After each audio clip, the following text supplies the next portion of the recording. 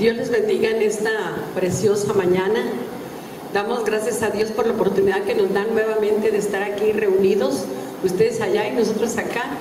Pero Dios nos ha dado, ¿verdad?, un tiempo tan maravilloso que a través de estos medios podemos estar juntos, ¿verdad?, para gozarnos en lo que Dios tiene para cada uno de nosotros, ¿verdad? Vamos pues entonces, ¿verdad?, abrir nuestras Biblias para aprovechar el tiempo y vamos al libro de Mateo, capítulo 5, un pasaje muy conocido por todos nosotros, un pasaje que trae grandes bendiciones para nuestras vidas. Amén. Mientras usted lo busca, amén.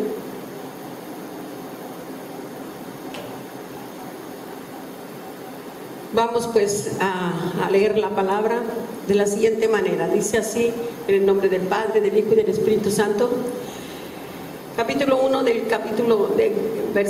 del capítulo 5. Viendo la multitud, subió al monte y sentándose vinieron a él sus discípulos. Y abriendo su boca les enseñaba diciendo: bienaventurados los pobres en espíritu, porque de ellos es el reino de los cielos. Bienaventurados los que lloran, porque ellos recibirán consolación. Bienaventurados los mansos, porque ellos recibirán la tierra por heredad. Vamos a hacer una oración para que sea el Señor que nos hable, que sea su Espíritu Santo moviéndose en nuestros corazones para confirmar su palabra en este día. Padre, te damos gracias en esta hora a través de tu Hijo Jesucristo. Ponemos delante de ti, Señor, oh Dios eterno, nuestros corazones, y te pedimos que la palabra que hoy nos estás entregando traiga, Señor, la bendición que tú tienes para cada uno de nosotros, que tú puedas edificarnos, que tú puedas bendecirnos de una manera maravillosa. Que cuando tú quieras tornar a ti el fruto para la cual la sembraste en nuestros corazones, que no sea al 30 ni al 60, sino al 100 por uno, papito. En el nombre precioso de Jesús te lo pedimos, amén y amén. Bueno, aquí empieza, ¿verdad?, el capítulo 5 de Mateo. Dice así: viendo la multitud, subió al monte y sentándose vinieron a él sus discípulos. Si algo caracterizó a nuestro Señor Jesucristo fue que Él siempre tenía compasión de las multitudes. Él sabía que había venido aquí a la tierra para rescatar lo que se había perdido. Él no perdía el tiempo en ninguna cosa que no le hiciera cumplir el propósito a la cual había venido a la tierra. Miren lo que dice: viendo la multitud. Yo me pregunto y a veces digo, ¿verdad, Señor? ¿Estamos viendo las multitudes nosotros? ¿Estamos viendo las multitudes como tú las veías? Hermanos, si no las estamos viendo y no estamos sintiendo compasión por ellas, yo creo que es el tiempo de que le pidamos al Espíritu Santo que nos ayude para poder nosotros cumplir nuestro propósito como iglesia, que Dios nos llamó para alabarle y para servirle. Y yo creo que una de las cosas que más anhela Dios es que nosotros vayamos y prediquemos el Evangelio a toda criatura. Y más en estos tiempos tan difíciles y los que están por venir, que esto ya no tiene, no retrocede, ya no va a retroceder nada para bien, sino que no porque seamos negativos, sino porque la palabra de Dios se está cumpliendo y estamos viendo señales, estamos viendo principios de dolores. Así que es importantísimo que seamos como el Señor, viendo la multitud. ¿Qué es lo que estás viendo ahorita? ¿Las necesidades de tu casa? ¿O qué estás viendo dentro de tu casa, fuera de tu casa? ¿Qué estás viendo? ¿Qué estás pensando en un futuro? Yo creo, hermanos, que para los que estamos en Cristo y que hemos hecho, ¿verdad?, un pacto con Él, de que le vamos a servir para toda la vida, por ahí debemos de empezar. Pedirle al Señor que a través de su Espíritu Santo nos ponga el deseo y la necesidad de ver que las multitudes, porque para donde usted voltee, que amado hermano, estamos viendo que la gente, hermano, está clamando, está esperando, hermanos, que los hijos de Dios se manifiesten. Yo creo que este es el tiempo en el cual va a haber una grande manifestación de los hijos de Dios.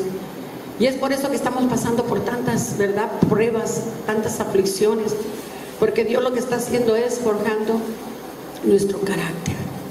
Amén. Y luego sigue diciendo, ¿verdad? y sentándose, dice, subió al monte y sentándose vinieron a él sus discípulos. Qué bonito cuando podemos tener el tiempo para compartir la palabra con las personas. Yo le puedo asegurar que diariamente alguien se acerca a usted con una necesidad, o usted sabe, está consciente de que alguien por ahí tiene una grande necesidad. Yo le voy a decir algo, no la está sabiendo por casualidad, sino porque Dios está poniendo en nuestro corazón que debemos ir en pos de esas personas que hoy, en este día, están necesitando de una palabra, y una palabra de poder, que es el Evangelio de Jesucristo. El Señor quiere que los llevemos a su reino, que conozcan a Jesucristo y que sepan que es a través de Él que van a poder acercarse al Padre, es a través de Él que va a venir la salvación, la gracia, la misericordia. Si nosotros no se los decimos, entonces ¿quién? Pero aquí Jesús nos estaba poniendo un ejemplo. Y si hay algo que tenemos que aprender de Jesús es que tenemos que seguir, ¿qué? Sus pisadas, sus ejemplos que nos dejó escritos aquí en la Santa Biblia, hermanos, para que nosotros las pongamos por obra. No somos seguidores nada más acomodados, somos seguidores que queremos poner por obra todos sus preceptos, todos sus mandamientos, todo lo que Él nos instruye día a día, porque yo le aseguro que cada día, aquellos que estamos metiéndonos con la palabra, día a día Dios nos habla. Y nos está alimentando y nos está edificando, nos está fortaleciendo para que vayamos y cumplamos el propósito para el cual nos trajo en esta generación. Y miren que nosotros somos una generación, hermanos, que tiene hambre y sed, ¿verdad? Como dice aquí su palabra. Y dice aquí, bienaventurados los pobres en espíritu, porque de ellos es el reino de los cielos. Amén. Me adelanté. Versículo 2. Y abriendo su boca les enseñaba diciendo. ¿Qué es lo que nos estaba enseñando? La necesidad de las personas, aún la necesidad del pueblo de Dios.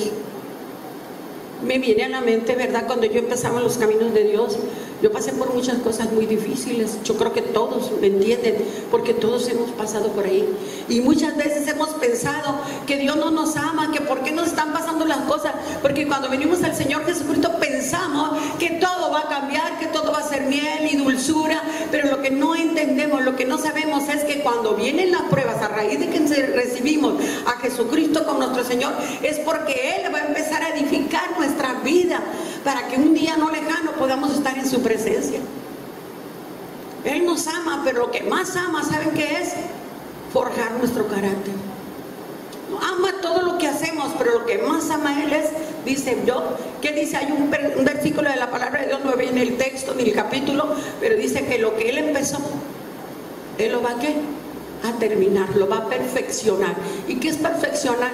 Que no nos va a dejar como nos llegamos, que no nos va a dejar como estamos, porque ninguno de los que estamos aquí puede decir que ya está completo. No, todos estamos en un proceso, y qué bonito cuando podemos nosotros entrar aquí donde dice bienaventurados los pobres en espíritu, porque de ellos es el reino de los cielos. ¿Saben lo que significa bienaventurados los pobres en espíritu? Porque de ellos es el reino de los cielos.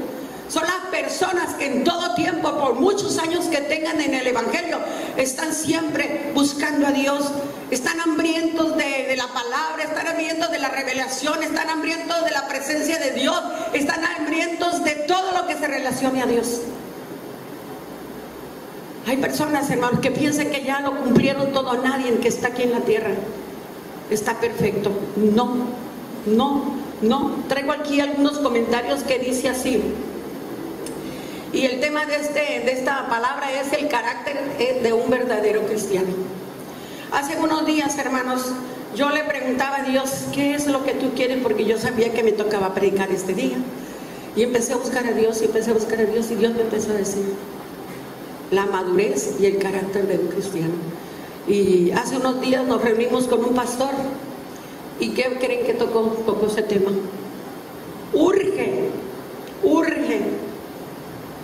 que nos sentemos con nuestra gente y que ayudemos a su carácter para que ellos puedan madurar, porque una persona que no madura, hermano, no puede entrar en los planes de Dios.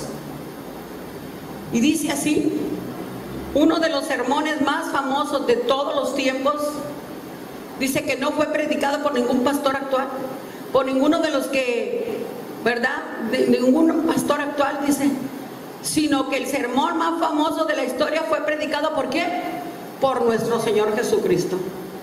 Yo me imagino, ¿verdad? Yo a veces estoy escuchando la palabra cuando están predicando otros y yo me remonto, ¿verdad? Y me veo así como en una montaña y veo a la gente sentada así en las montañas y digo, qué bonito, no sé cómo le harían para escuchar la voz del Señor.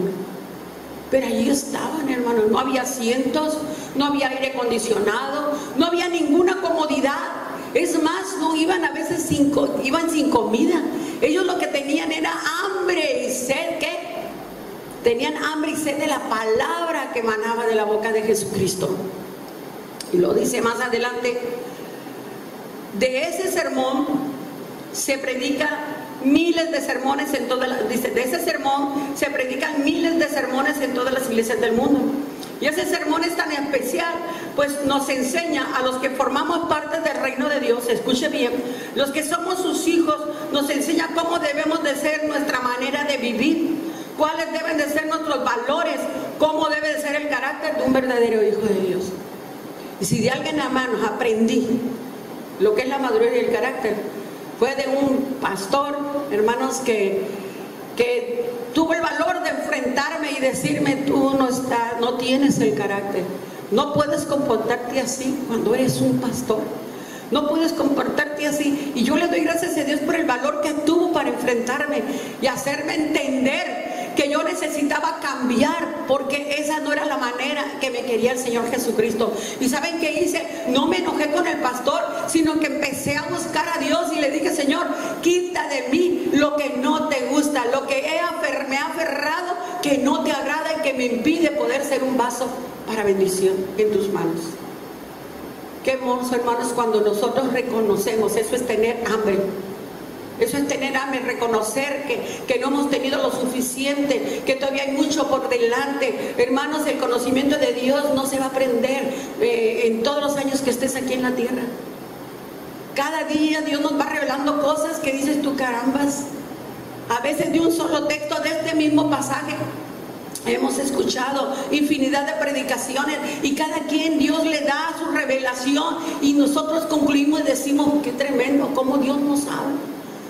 Pero Dios usa esa palabra y usa el predicador para hablar de la necesidad que tiene el pueblo de Cristo en este tiempo, en estos momentos. En unos momentos, hermano, en unos tiempos, hermano, en que el pueblo en general, estoy hablando en general, se ha acomodado, hermanos. Se ha acomodado, porque yo recuerdo, hermanos, cuando empezamos la obra, hermanos, qué tremendo, hermanos. Qué tremendo, todo el mundo quería servir. Todo el mundo salíamos a las calles y traíamos gente, abríamos nuestras casas, se levantaban líderes, los líderes y las asistentes, los ayudas, traían a la gente perdida y era algo maravilloso. Y yo me pregunto a estas alturas, ¿verdad? Dios me hacía entender por qué hoy en estos tiempos no estamos viendo lo mismo. Porque hemos dejado de tener hambre. Hemos dejado de vivir este texto que dice, bienaventurados los pobres en espíritu, porque de ellos es el reino de los cielos. No podemos, ninguno de nosotros, decir que no necesitamos de nadie, que no necesitamos de Dios. No podemos decir que ya tenemos suficiente. No podemos decir, hermanos, poner, ¿verdad?, justificaciones que quieran acomodar a lo que nosotros queremos. No, hermanos. Por eso la palabra de Dios dice, ¿verdad?, no dejando de congregarnos como muchos tienen por costumbre, más sabiendo que el día del Señor está cerca. Nunca dejemos de hacer lo que la Biblia dice. Nunca, hermanos. A mí a veces me preguntan y me dicen, hermana Adela, ¿cómo le ha hecho para estar 40 años de pie? Esto es lo que me ha sostenido. La palabra de Dios. El servirle a Dios con todo mi corazón. Aunque tengo 71 años y apenas ya puedo caminar, pero saben que eso ni no me detiene, porque hay un fuego en mi corazón que me hace estar activa, que me hace saber que todavía puedo darle al Señor lo que queda de vida en mi persona. Mi pregunta es esta: ¿qué le estás dando a Dios en este momento? ¿Qué bienaventurados y los pobres en espíritu? ¿Qué hay le estás dando al Señor? ¿Qué área le has puesto al Señor y le has dicho, Señor, tengo necesidad en esta área de mi vida? A veces pensamos que ya lo sabemos todo. Pensamos que porque ya tenemos, como yo, 40 años y no necesito a Dios. ¿Cómo no? Hoy más que nunca, porque estoy más cerca de irme. Ahora el día y la hora no lo sabemos, ¿verdad, hermanos? Pero una cosa yo te digo, el Señor viene por su iglesia.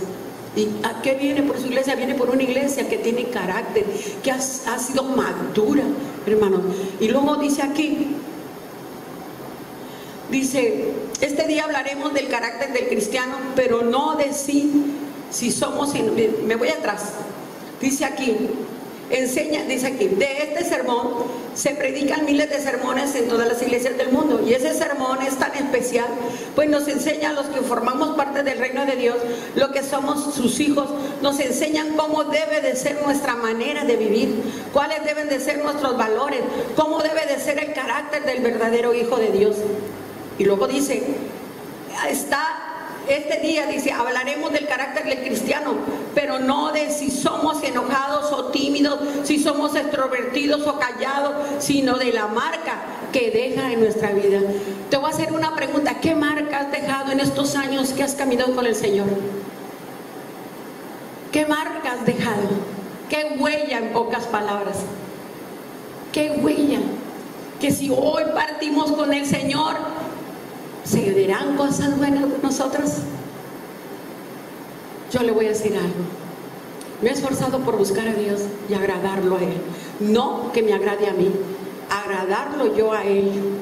Y he reconocido que muchas veces he fallado porque no somos perfectos. Nadie en esta vida puede decir que es perfecto. Pero qué bonito cuando somos como este tipo de personas, ¿verdad? Que dice, bienaventurados los pobres en espíritu, porque de ellos es el reino de los cielos. Dios quiere gente humilde. Dios quiere gente que reconozca sus necesidades. Dios quiere gente, hermanos, que le diga, Señor, aquí está mi corazón, aquí está esta área de mi vida que no he podido vencer, pero yo te lo entrego ahora para que tú, Señor, la corrijas. Para que cuando llegue ese momento, ya sea que Él venga en las nubes por nosotros, por la iglesia, o ya sea que la muerte venga y nos sorprenda, hermanos, estemos preparados, hermanos. A veces vivimos la vida rutinaria y como que pues pensamos, ¿verdad? Pues como no me pasa nada, ¿verdad? Pues estoy bien. No, hermano. Métete en tu habitación, en tu cuarto y medita. Mira lo que dice aquí. Carácter viene del latín carácter, que es el hierro candente con el que marcaban los animales, con el fin de distinguirlos de los demás para saber a quién le pertenecen. ¿Se fijan? Aplicándolo a nuestra vida podemos decir que el carácter son todos los rasgos de nuestra vida que nos hacen distintos del mundo y que hacen notar que le pertenecemos al Señor. Debemos comprender para quién fue dado el sermón del monte. Y pues estamos viendo ahí el versículo 1 que ya lo acabamos de leer, ¿verdad? No fue para la multitud, sino para los discípulos, para la iglesia, hermanos, para los discípulos que subieron con Él al monte. Podemos ver entonces que el estilo de vida de las bienaventuranzas no son comprensibles para aquellas personas que no tienen a Cristo en su corazón, ni el Señor tampoco espera que vivan bajo esos principios, pero nosotros sí debemos de vivir en esos principios. Yo ayer estaba en un lugar compartiendo la palabra de Dios y yo les decía, ¿quieren ver la gloria de Dios? ¿Quieren ver el fruto en sus vidas? Tienen que amarse unos a otros. Tienen que aprender a perdonarse y amarse unos a otros. Porque si hay algo que nos identifica es que la palabra de Dios dice que Dios es amor. Entonces nosotros, ¿qué debemos de ser? Amor. Y miren lo que dice aquí más adelante. Analicemos los primeros 12 versículos de estos 6 versículos. Amén. Dice, pues en ellos encontraremos 3 características que todo cristiano debe de tener. Dice, 3 rasgos del carácter de un verdadero cristiano. 3 actitudes del corazón que un verdadero cristiano tiene que tener para poder ser, ¿qué? Bienaventurado. Hay gente que se acerca a mí y me dice, hermano, pero ¿por qué me va como me va? Y yo les digo, ¿nunca te has metido con Dios y le has preguntado en qué estás fallando?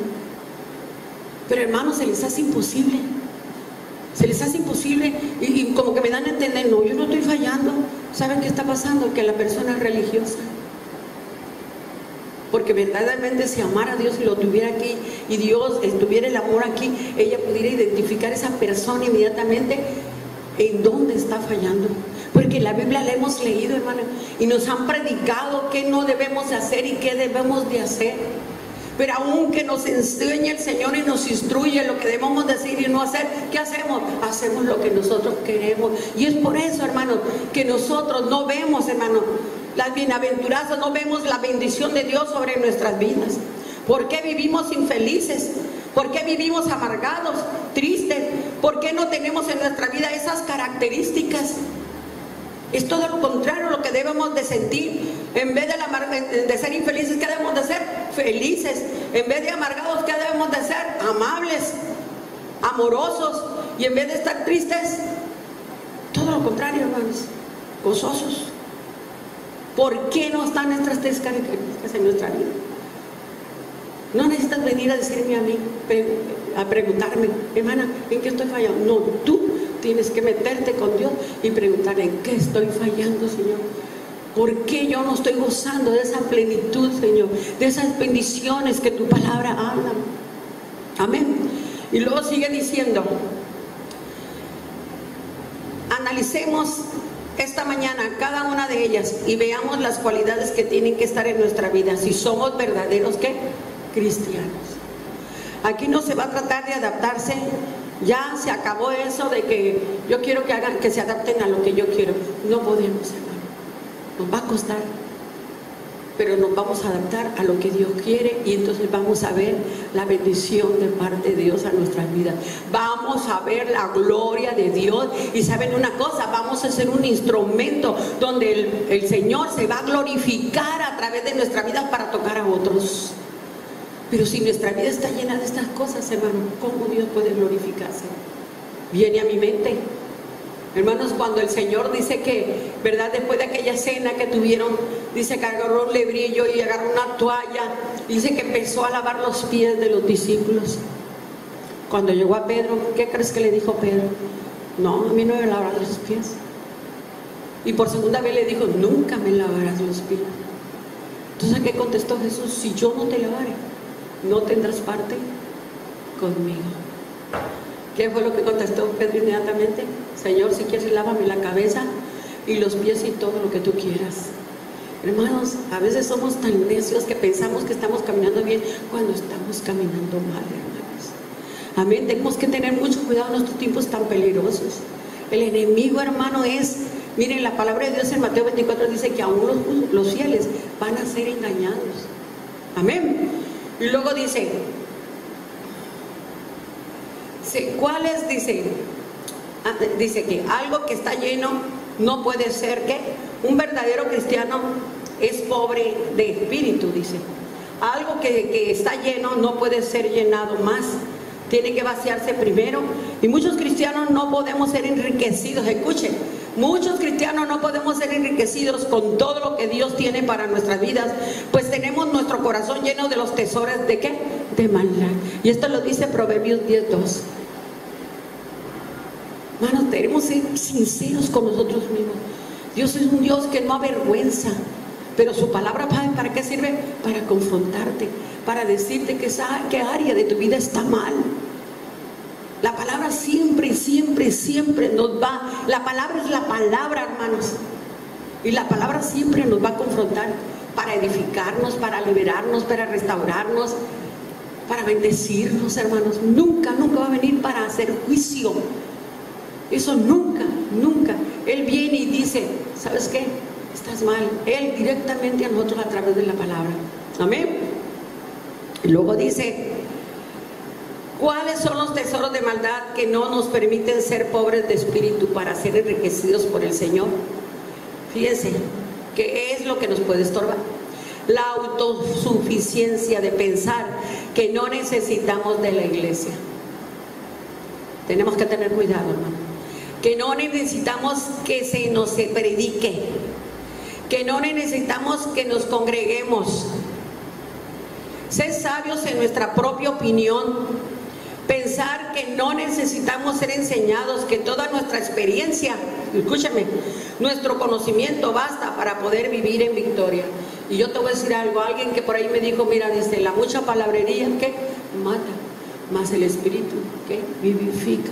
Hay muchos que tienen conocimiento, pero yo les digo, dame tus frutos. Dame tus frutos.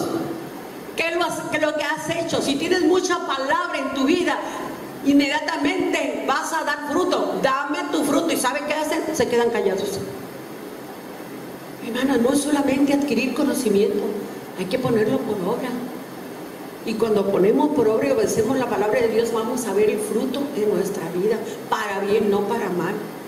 ¿Usted cree que en 40 años a mí no me han querido sacar con doctrinas erróneas y con cosas que la verdad, hermanos, pues es una cosa? Yo tengo un espíritu de discernimiento y Dios me enseña cuando aquello no proviene de Él, y eso se llama madurez, eso se llama carácter. ¿Por qué? Porque yo ya fui moldeada, hermanos, yo ya pasé por tantas cosas que esto forjó mi carácter y trajo a mi vida una madurez para saber discernir lo que viene de Dios y lo que no viene de Dios. Y lo dice, la pobreza de espíritu es poder reconocer cuánto necesitamos, dice, cuánto necesitamos estar llenos del amor de Dios. Fíjese, ¿está el amor de Dios en tu corazón? Es algo, hermanos, primerito que debe haber en tu corazón. Ayer, en una palabra que yo estaba dándole a unos hermanos, yo les dije, si quieren agradar a Dios y quieren que su vida vaya creciendo y sea madura, tienen que aprender a perdonar y amar a las personas y entregárselas al Señor, porque el único que las puede cambiar y las puede juzgar es el que está arriba. Tenemos que tener mucho cuidado, porque ni aún David, hermanos, ni aún David quiso ¿qué? Hacer juicio de Saúl, cuando él sabía que Saúl estaba mal. Hermanos, no perdamos el temor de Dios. No perdamos el temor de Dios. Cuando se pierde el temor de Dios, hermanos, pensamos que todo lo que hacemos y decimos está bien, pero tenemos que tener cuidado. Amén. Dice aquí, dice que tenemos que ser llenos de ¿qué? Del amor de Dios. Es reconocer que necesitamos ser llenos de la sabiduría de Dios.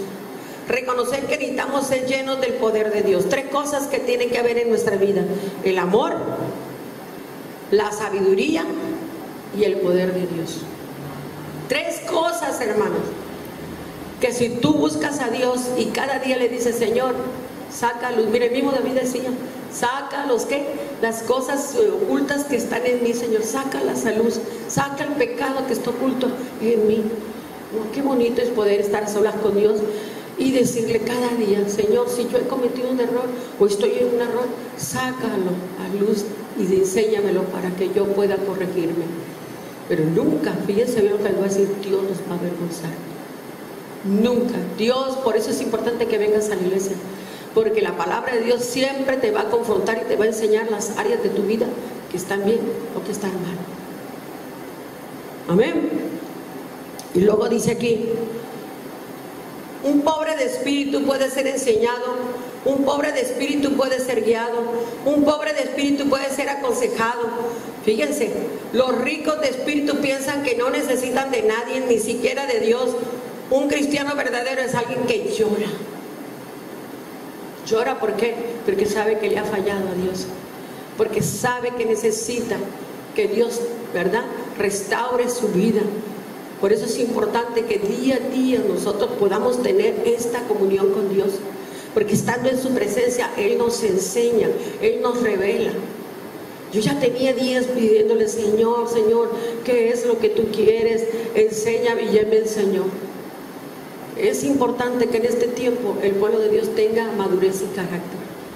Y nos habla un pastor y nos empieza a hablar a varios pastores ahí y nos dice, entonces tienen que tener cuidado de toda su iglesia, de su liderazgo, para que ellos estén en madurez y que tengan el carácter, porque viene un tiempo, hermano, en que el Señor va a echar mano de nosotros para traer una gran cosecha. Viene algo glorioso y Dios va a echar mano de las personas que fueron así, hermano, que en todo tiempo estuvieron diciendo: Señor, soy inútil, aquí estoy, no pensando que ya lo sabemos todo. No, ni yo pretendo decir que lo sé todo. Entonces dice aquí, ¿verdad? El 5:4, ¿verdad? Dice: bienaventurados los que lloran, porque ellos recibirán consolación. Qué hermoso, ¿verdad? Porque hay una promesa, dice, que vamos a ser consolados. Dice: ¿por qué deben llorar los cristianos? Por dos poderosas razones: que todos vivimos y que en lugar de llorar somos indiferentes a ellas. ¿Desde cuándo ya no lloras? ¿Desde cuándo estás en la presencia de Dios y no sientes que te salga una lágrima? ¿Desde cuándo no sientes un quebrantamiento? Ten cuidado, porque la presencia de Dios trae quebrantamiento. La presencia de Dios nos hace tan sensibles que se nos corren las lágrimas de estar en la presencia de Dios. Y luego dice: ¿por qué deben llorar los cristianos? Por dos poderosas razones que todos vivimos y que en lugar de llorar somos indiferentes a ellas. Pues si lloramos bien y si no lloramos también, ¿verdad? Esa es la indiferencia. ¿Qué cosas en nuestra vida debe provocar nuestro lloro? Fíjese, ¿qué cosas verdad debe provocar en nuestra vida? Debe de provocar nuestro lloro. Primeramente, nuestro pecado. Y el segundo es nuestra familia sin Cristo. Yo le doy gracias a Dios porque a través de estas predicaciones que estamos ahorita viernes y domingo, hay gente que nos está hablando y hermanos está contentándose con el Señor. Gente que ya no estaba en la iglesia, que se había ido años para atrás, hermano, hoy están regresando. Porque la palabra es la que tiene el poder. No soy yo, no son ustedes, es la palabra que nosotros llevamos y predicamos. La palabra está haciendo lo que tiene que hacer en cada uno de nosotros. Acuérdese que la palabra es para edificar, para redarguir. Amén. Y luego dice: un verdadero cristiano tiene una tristeza sincera y verdadera por su pecado. Le duele fallarle al Señor. Si hay algo que le causa amargura a su vida, es negar con sus hechos que Dios mora en su vida. ¿Se fija? Un verdadero cristiano tiene una tristeza sincera y verdadera por su pecado. Hay gente que está pecando y, mira, hermano, no les da nada, ni siquiera cosquillas. ¿Y saben por qué pienso que a veces actúan así? Porque piensan que no les ha llegado algo, una consecuencia. Pero déjenme decirle que tarde que temprano, dice la palabra de Dios que la paga del pecado es muerte. Tarde que temprano esa persona, si no se arrepiente y viene a los pies de Jesucristo, le va a alcanzar las consecuencias de su pecado, de su rebeldía. Amén. Dice: provocar nuestro pecado. Dice, bueno, un verdadero cristiano tiene una tristeza sincera y verdadera por su pecado. Le duele fallarle al Señor. Eso es lo que más nos debe de doler: fallarle al Señor. Fallarle al Señor. Si hay algo que le causa amargura a su vida, es negar con sus hechos que Dios mora en su vida. ¿Qué pasó, hermanos? Vuelvo otra vez al capítulo 13. Ay, ¿por qué les estaba hablando? Él mismo lo dijo ahí. En el capítulo 2 dice que Judas, el diablo ya había venido para ponerle en su mente entregar a Jesús, a Judas. Y el Señor empezó a alabar, y digo, porque ya todo está lavado, pero no todos. Y empieza el Señor ahí hablando, hermanos. Y luego dice: a uno de ustedes me va a entregar. Y ahí están todos preguntando: ¿quién será? ¿Y quién será? ¿Había discernimiento entre ellos? No. Porque todavía no venía el Espíritu Santo sobre ellos. ¿Y qué pasa más adelante? El que moje su pan en mi plato, ese es el que me va a entregar. ¿Se dieron cuenta todos? No se dieron cuenta. Y luego sé por qué. Porque en ese tiempo todo el mundo metía al mismo tiempo su pan en el mismo plato. Así que no supieron quién fue, pero Jesús sí sabía quién era. Y él le dijo a Judas: lo que vas a hacer, hazlo. Ya. Dice ahí claramente en el 23, me parece, donde dice que el diablo entró al corazón de Judas. Esto es real y verdadero, hermano. Primero viene y te pone la idea. Y luego anda, bueno, se dice que él le robaba, sustraía dinero de la tesorería, de las bolsas de las ofrendas. Jesús lo sabía, pero nunca lo avergonzó. ¿Verdad que no lo avergonzó? Ni aun cuando el diablo entró a su corazón y fue y lo entregó, no lo avergonzó, nomás dijo eso. Entonces quedaron de lado. ¿Por qué? Mire, ¿quién fue Pedro? Pedro le negó, el mismo Señor se lo dijo: va a cantar el gallo y me vas a negar tantas veces. Y luego Tomás, ¿qué? Dudó. Todos corrieron, nomás uno se quedó al pie de la cruz, ahí cerca de la cruz, que fue Juan. Pero aún Jesús, hermano, no se lo reprochó, ni aún a Pedro.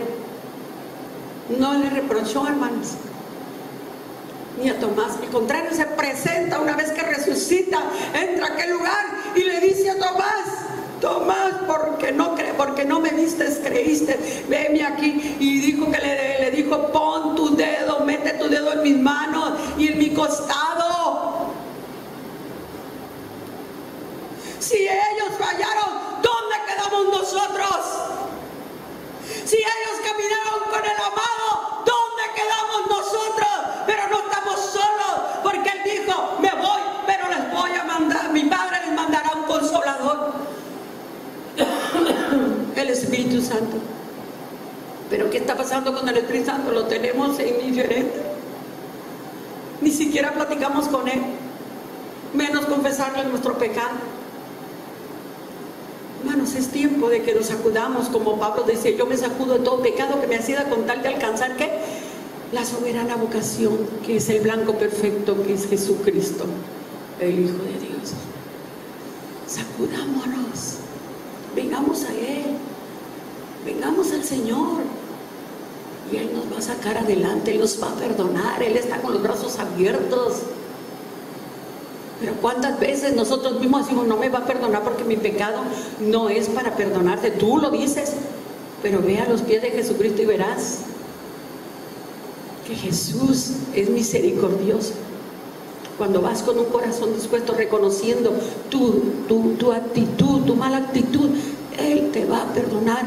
Pero mientras no vuelvas en sí, no reconozcas que fallaste, no te arrepientas de lo que hiciste, ¿qué va a pasar? Vas a seguir en tu ceguera espiritual, creyendo que estás bien cuando estás mal.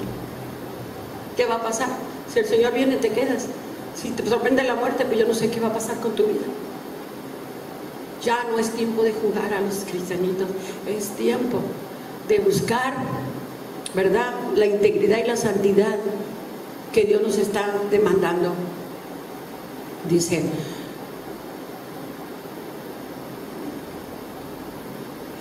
un verdadero cristiano tiene una tristeza sincera y verdadera por su pecado. Le duele fallarle al Señor. Si hay algo que le causa amargura a su vida, es negar con sus hechos que Dios mora en su vida. Si yo no siento amor por mi prójimo, ¿qué estoy diciendo? Si yo siento odio y le falta de perdón hacia mi hermano, ¿quién está viviendo entonces en mi corazón? No me diga que Jesucristo, porque es el enemigo de nuestras vidas, ¿no? Por eso usted debe estar presto a perdonar y amar y entregar a las personas a las manos del Señor, y Él sabrá qué hace. No, nosotros no nos interesa. Dios es el que sabe lo que va a hacer, porque así como fue misericordioso con otros, lo va a hacer también con ellos. Amén.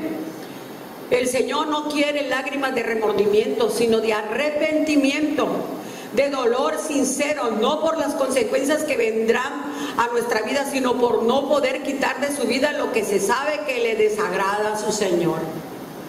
¿Ven? Sabemos lo que le desagrada a Dios, sabemos. Pero también debemos llorar por aquellos que van camino al infierno. Un verdadero cristiano tiene una carga en su alma por los perdidos, pero sabe que su tristeza se convertirá en gozo al ver la cosecha de salvación. Un cristiano verdadero tiene que ser manso. ¿Es usted una persona mansa o una persona iracunda que pierde el control fácilmente, soberbia, altanera, respondona? Mansedumbre significa poder bajo control, y ese control es el control que solamente da el Espíritu Santo. Tenemos la capacidad de humillar, de pelear, de responder airadamente, pero una persona mansa somete su ira, su soberbia bajo el control de Dios. La mansedumbre no es una señal de debilidad, sino todo lo contrario. El que se enoja fácilmente es respondón. Es soberbio, demuestra su debilidad, según la palabra de Dios en Proverbios 16, 32. Cuando pasamos por alto la ofensa, cuando podemos controlar nuestro enojo, cuando respondemos con suavidad las palabras ofensivas de alguien, nos parecemos cada vez ¿a quién? A Jesús. Él nos puso el ejemplo. Amén. Conclusión. ¿Cómo podemos tener esas características en nuestra vida? Únicamente siendo hijos de Dios. Solamente Él puede poner esas cualidades en nuestra vida. Solamente Él puede transformar nuestra vida por medio de su palabra, por medio de su poder. ¿Cuánto me queda? Quiero cantar un canto, hermanos, que me vino a la mente desde que estaba sentada. Es cortito, eso, nada más voy a cantar una estrofa. No toques la guitarra, lo voy a cantar así. Y es un canto que a mí me tocó cuando yo fui alcanzada por Jesucristo, cuando yo estaba casi a punto de suicidarme, de hacer cosas horribles, pero quiero decirles que ese canto llegó a mi vida y me hizo volver a Jesucristo. Y ahí supe que sentaba yo un Salvador, y ese es Jesucristo. Dice así ese canto: una vez trabajando, oí una voz que decía: no peques más, Jesucristo ya viene.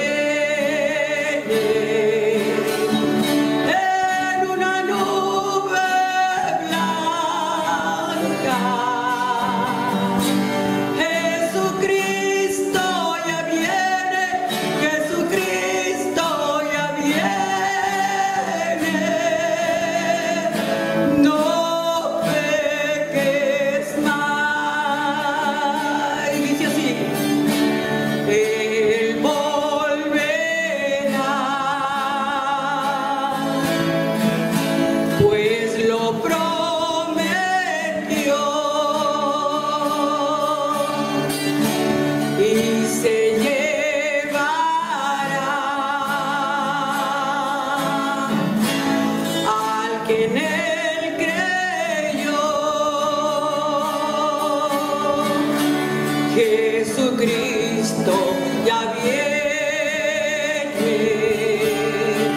en una nube blanca. Jesucristo ya viene, Jesucristo ya viene. No peques más. De ti, Señor, a tu iglesia, Padre, y a todos, aún aquellos que no son parte de la iglesia, Dios, que esta palabra los alcance y que haga la obra que tú quieres hacer en ellos. Dios, guárdanos en estos tiempos tan difíciles, tan peligrosos. Dios, vuélvenos a ti, Señor, y ayúdanos a reconocer en qué te estamos fallando, para que podamos levantarnos y podamos ser vasos para la gloria de tu santo y bendito nombre. Padre, en esta hora yo te pido, Señor, por todos aquellos que están escuchando, que quizá tengan alguna necesidad muy grande, Padre, yo te pido que ahí donde estén, Padre, que esta palabra que tú has entregado, has soltado, traiga sanidad espiritual, moral, Señor, física como financiera. Padre, yo sé que tú eres bueno y tú conoces la necesidad de tu pueblo, Padre. Para aquellos que están por primera vez, que no son parte de tu pueblo, Señor, que pueda acercarse alguien a ellos y puedan guiarlos como me guiaron a mí, Señor. En el nombre precioso de Jesucristo te damos gracias. Bendíceles, Padre. Ahora te pedimos, Señor, que bendiga, Señor, a todos mis hermanos que han hecho un esfuerzo por apoyarnos con sus finanzas, Señor. Bendíceles de tal manera, Padre, al 100%, que nunca les falte nada en su hogar, ni en su refrigerador, ni en sus necesidades, Señor, para pagar sus compromisos, Padre. Que siempre tú, Señor, estés ahí para suplirles todo. En el nombre de Jesús te lo pedimos. Amén y amén. Dios me los bendiga, hermanos. Nos vemos el próximo viernes.